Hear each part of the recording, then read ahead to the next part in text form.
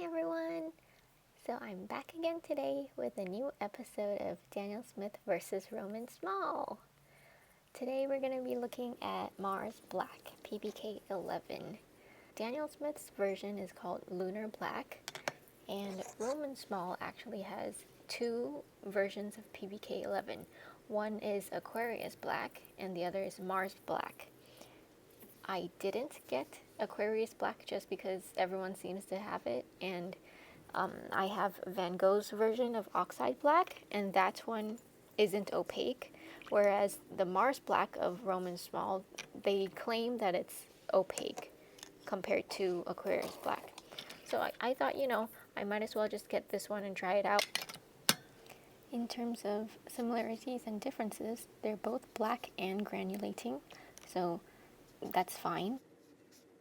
The Mars Black, even though it says it's opaque, I don't think it's that opaque at all. The main difference between the two that I could see is that Lunar Black seems to be a bit more on the cooler side, whereas Mars Black is on the warmer side. It has a bit of a, not orange tinge, but just warmer.